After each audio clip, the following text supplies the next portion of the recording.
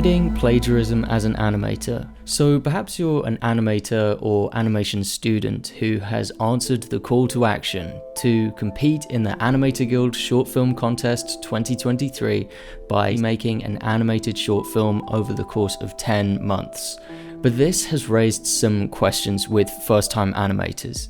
Is it okay to use someone's music score in the background of an animation? What about sound effects? Can those be ripped from games? Is royalty-free sound allowed?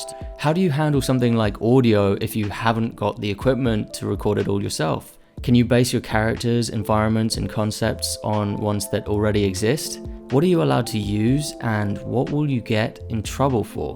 What are some ways to get around these obstacles of ownership? I will try to help you with some solutions to problems like this so that you have more confidence when you're making original animations. This video is about more than just the rules of the Animator Guild Short Film Contest.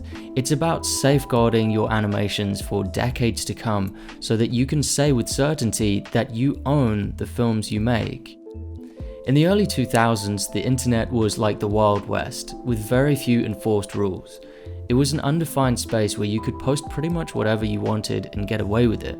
You could really feel that when you were browsing through a site like Newgrounds.com. For better or for worse, the internet is now a much more regulated place, with media giants occupying and often controlling the online spaces we inhabit. You share the internet space with most of the world's population.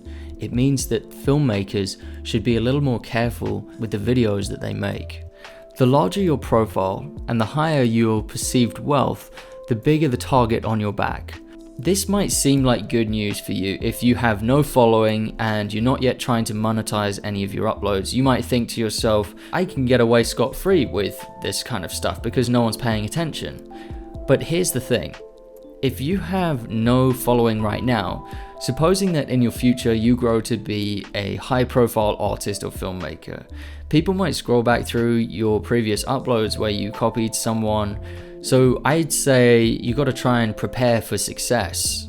Prepare for the possibility that you will get famous and that this will become a problem when you do get famous. I would also note these things that could make you a bigger target, potentially. If you are perceived to have a lot of money, to potentially be paid out to prosecutors. If your animation undermines the overall message or attitude of the original creator. If your film insults, criticizes, or pokes fun at the original creator, they might seek retribution for that. So these three factors would make you even more of a target by the original creator. Now I want to talk about the levels of escalation. If you do get into trouble, this is what it will probably look like, possibly. Starting with audio example. So at the bottom of this escalation, no action. Quite often you can use an audio track and nothing will happen. You will just be allowed to use it, or the original creator will just not know that you're using it. No one will know, or if they do know, it's just not a big deal. They don't care. The step up from that, on YouTube we have automatic flagging. If the track or sound effect you're using is registered on certain databases, it will probably be automatically flagged by the record label who owns the track. From there, they have three different options. They can demonetize your video, where they basically get all of the ad revenue from your YouTube video. They can mute your video during that section, or they can mute the whole video, which would be a real shame. It would completely spoil the video that you made. They could also contact you directly after that. Now, a further escalation from this automated flagging and the results on YouTube would be legal cease and desist letter. This is an official legal request. It might be written by an attorney, or it could just be adapted from a template. And it basically asks you to stop. This is a legal contract, so they can actually show in court, theoretically, the evidence of the cease and desist letter and say, look, we tried to warn them and they didn't listen. A step up from the cease and desist letter is lawsuit. So this is the furthest escalation, and it's also the least likely to happen to you. It usually happens between big corporations when one corporation has been exploiting something they didn't make or own for profit. It's not likely to happen to you. And It's the last escalation that there is, it's like the nuclear option. It costs a lot of money for the prosecutor and for the defendant. People don't want to do it typically. Let's do that same levels of escalation, but for visuals now, because it is slightly different. Starting again with nothing, the original creator is completely oblivious to your creation, which rips off their art. Next level up, recognition by fans. So maybe your animation picks up some traction and gets some views on YouTube or another platform. If your audience is in the same niche as the material you infringed upon, they are very likely to call you out on this. And further escalation from here is that the audience or a member of the audience relays that to the original creator. From this point, it's only a matter of time before some of the fans contact the original creator who was infringed upon, letting them know, hey, this guy is ripping off your art. Now, I know that this happens because people come to me sometimes, every so often, and they'll show me places on the internet where they've seen someone who has traced my animations. They've ripped off my animations and they show me, and so I'm now made aware as the original creator that this animation exists. So the original creator has a few choices from there. They can do nothing. They can message the person copying. They can leave a public comment on the video or Instagram post or whatever it is. They could issue a cease and desist.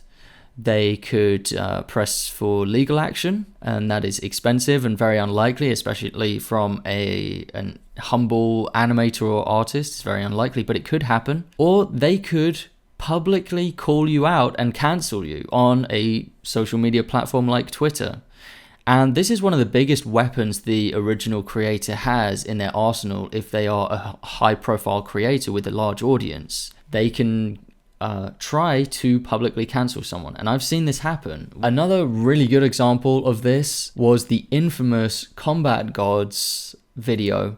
This is a YouTube video, 2D animation that got over 32 million views on YouTube. I mean, that's one of the biggest animations I've ever heard of on the platform of YouTube. This was made by an animator called Janzu. It basically was pretty obvious right from the get-go that Janzu had completely ripped off massive chunks of his animation fight scene, taken from places like Naruto Shippuden, and the whole animation community came out in protest and called him out on it. And it must have been very embarrassing for him.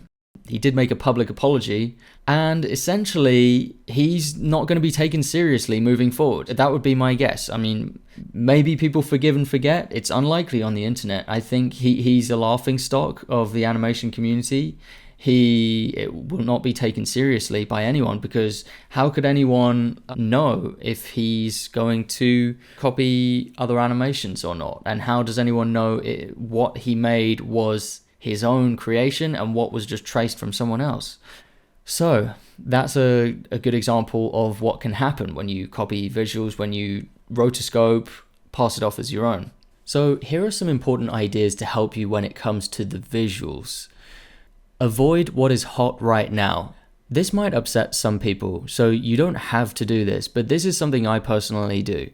Go onto the front page trending list of Netflix, the front page of Amazon Prime, the front page of Crunchyroll, and mentally put a big red cross through every title you see there.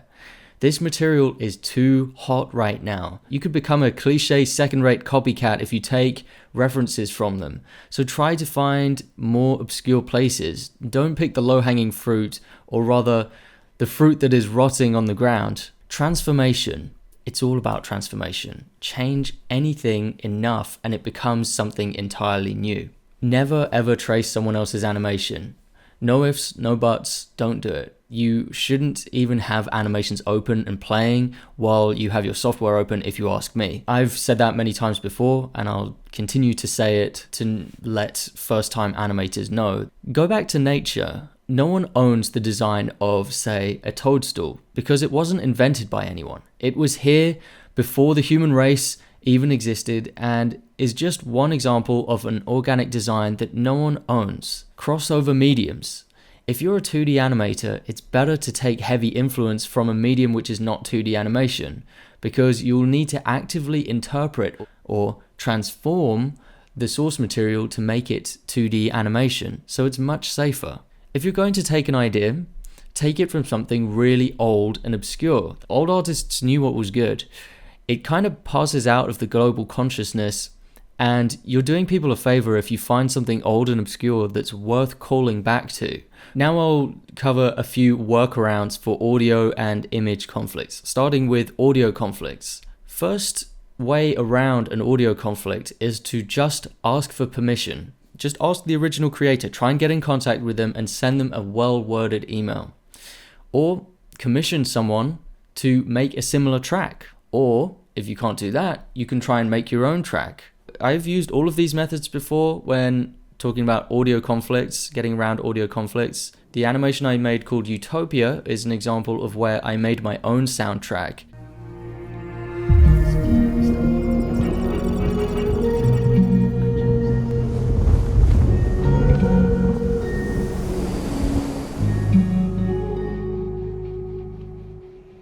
In Encounter, we couldn't get the music rights to Jimi Hendrix's Voodoo Child, so together with Abraham Nunez and my dad, we made our own track, which had a very similar vibe. It was very similar to Voodoo Child, but also different enough to be its own track.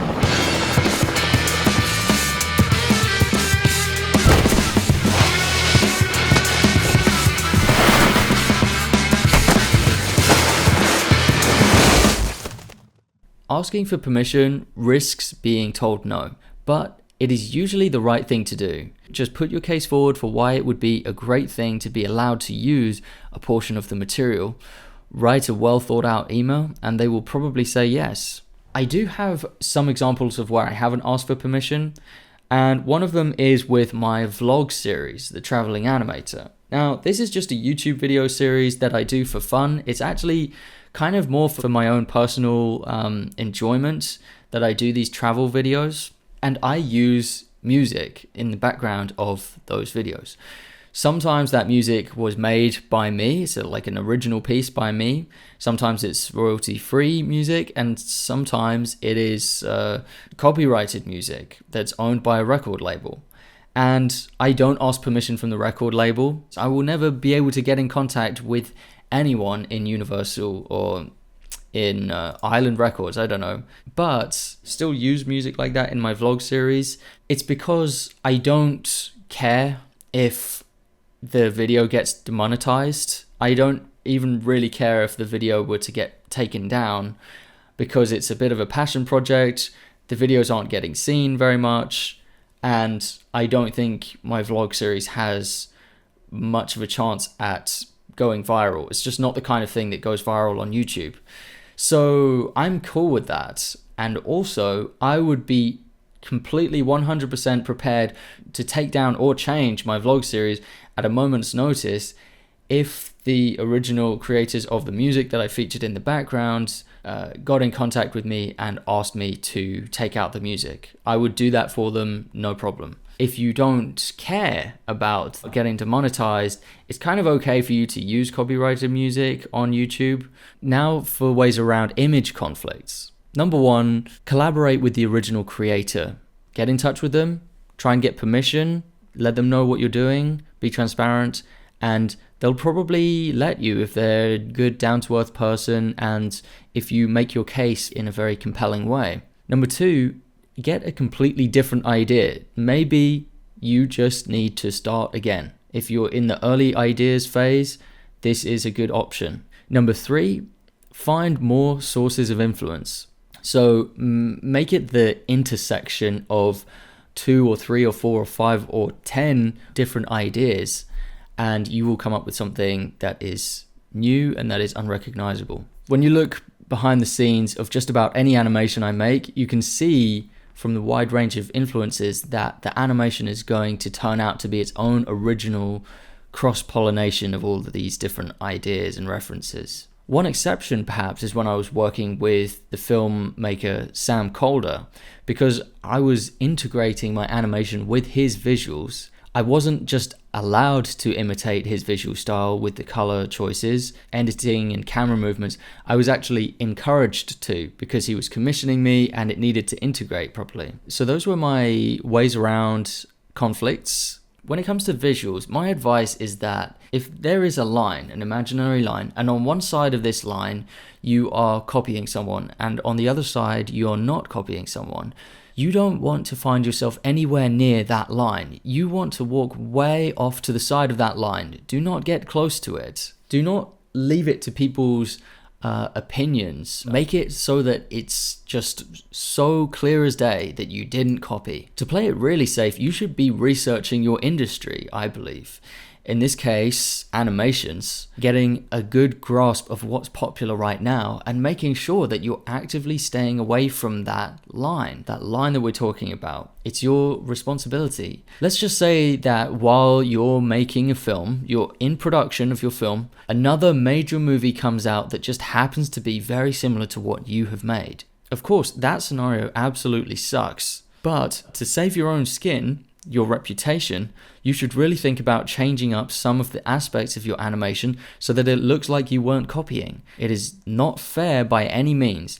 It is an unfortunate coincidence, but life sometimes hands you lemons and you have to do something about it. Now, there might be a film out there on YouTube with 100 views, which is the exact film that I'm currently working to make, and I'm just unaware of that film. The chances are less than 1 billion to 1 that that's happened, but it's always a risk if you think about it. No matter what you do, you can never totally remove the risk. So at a certain point, you do need to just chill out and let go and have good intentions and know that everything will probably turn out okay. I'm going to switch it up a little bit in this video, talk about fair use. I feel very out of my depth here, just letting you know. I do not know legal speak, but we've got to talk about fair use because this is a core principle of plagiarism, avoiding copying, like basically navigating your way around this or through this. For this, I am referring to US law because this is the largest demographic of my audience. Fair use is a doctrine in the United States law that permits limited use of copyright material without having to first acquire permission from the copyright holder. Copyright.gov summarizes section 107 of fair use with these 4 points. I'm going to try and translate them into non-technical wording to make it easy to understand. Number 1. Purpose and character of use, including whether the use is of a non-commercial nature or is for non-profit educational purposes. So what that means, in my own words, is it matters if you intend to profit from this animation in a big way. So if you're the party in question, they won't look as kindly upon you if they think that you're just in it to make a boatload of cash. Number 2, the nature of copyrighted work. Factual work, such as the invention of a machine or a scientific report, is more likely to be seen as a breach of fair use than the idea for, let's say, a fantasy novel. Now, I don't exactly know why this is a thing, but I think it's because it's easier to prove something that's like grounded, scientific, something like an invention. Number 3, amount and sustainability of the portion used in relation to the copyrighted work as a whole. In other words, does it look like you copied 90% of this thing or only 10%? If it only looks like you copied 10%, you're probably protected by fair use. Number 4, effect of the use upon potential market for or value of copyrighted work. In other words, is your copying actually causing harm to the original owner's business? For example, if someone gives away pirated DVDs outside a licensed DVD store, that would probably do a lot of harm to the DVD store and would not be seen favorably in court. Remember, these are just guidelines and they are put into my own words, which is not very technical. It's also so rare that these things ever get to court, remember? So it's really more about making a film that adheres with the policy of the platform you're on, and also a film that is honest and that is not trying to get away with stealing things in a lazy way where you're taking advantage of someone. I think that's what the public really cares about. I don't really want any of you to live in fear of being taken to court. It's very unlikely. In conclusion, every case is unique. You are going to have your own slightly unique question, perhaps. You can leave it in the comments and maybe some other commenter will give you advice on it. But before you do that, use your brain. Ask yourself these questions. If the original owner saw my animation, would they be happy that I felt inspired to diverge into my own idea, or would they feel like they were being robbed? Be honest about that. Use empathy. If they did feel like they were being robbed, would it be easy for them to compare your animation to their animation, for example, by showing the two pieces of animation side by side or by overlaying one on top of the other? Would it be easy for them to draw that comparison and to show and demonstrate for others that you did indeed copy their work? Is this source of inspiration too heavily weighted in your animation or artwork? Have you been using enough variety in the sources that are informing your animation? And lastly, is the animation you are looking at for inspiration in the public eye? Is this the hot new thing? If this is the hot new thing, people will spot it easily because it is fresh in their minds. It's not an homage or a throwback if the source material is hot right now. Remember that. So those are my big questions that you must ask yourself. Try and figure it out by yourself, because I hope that you will have a long career in this. So you need to kind of develop a sense by yourself, a kind of sixth sense for steering clear of potential conflicts when it comes to your work and the originality of your work.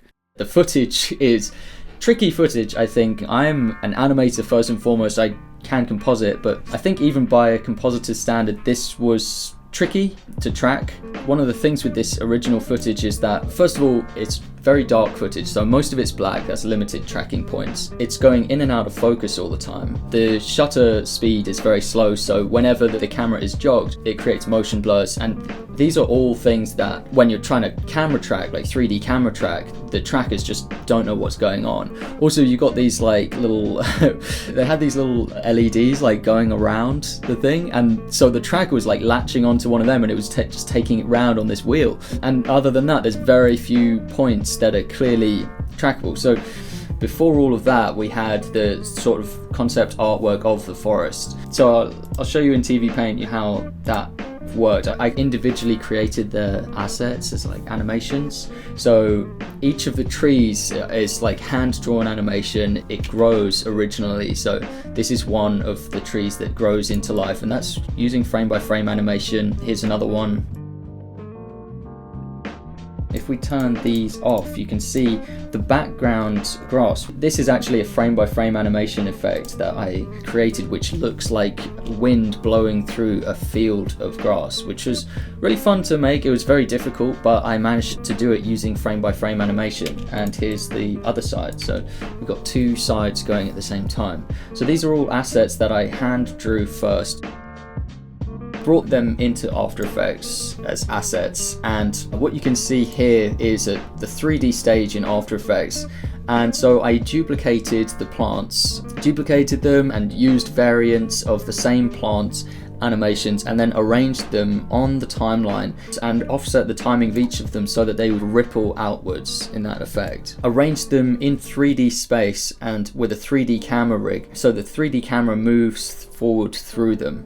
And then right at the back we have the frame-by-frame animated ones. Could you imagine like adding a glow to each of those layers? Like that would just be crazy. It would slow down everything. So I baked that as a render. And I also did the same thing for the trees. With the trees, I had a 3D camera moving through these trees, which you can see marked here. This is a top-down view. And so when you play it, you can see that the trees grow into life. I had to very carefully arranged the trees growing into life so that as your eye moves through the image, the tree animation activates. And it's also so that you don't see too many trees at the same time here, so there's not too much overlap. There's a little bit of overlap, but not too much. So it's all very carefully arranged here in the timeline. And then I baked that as a render and brought it back in and was able to add a glow on the whole thing. Now, as I said before, tracking this was very difficult. Like the ground, as soon as those lights dimmed down, all the texture on the ground would disappear. So I actually just identified manually the vanishing point, and this is what these nodes are. This is me tracking the vanishing point by hand. So I just created a null object and moved it every time the camera moved. I had a lot of false starts when I didn't get it right, but that provided a bearing on this where I could then put in the baked 3D animation that I had with the trees and with the plants on the floor, and applying glows to all of them. Here's just the tree sequence by itself.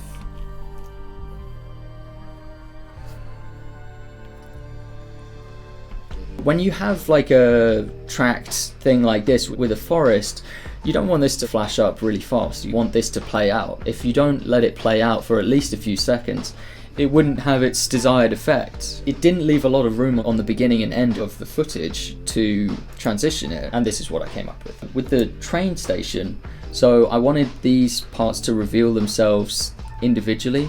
So I created a mask, and these are all the layers of hand-drawn frame by frame animation here to create this mask effect. So it doesn't just reveal it all in one go, it reveals it fairly gradually, as gradually as I could make it within the runtime. I hope this video is helpful to you. If you want to see more advice about things like this, I have a video on my channel that you can go on to right now. It will be up on the screen. Go and click it and learn some more about animation. Thank you very much. I'll see you in the next video. Goodbye.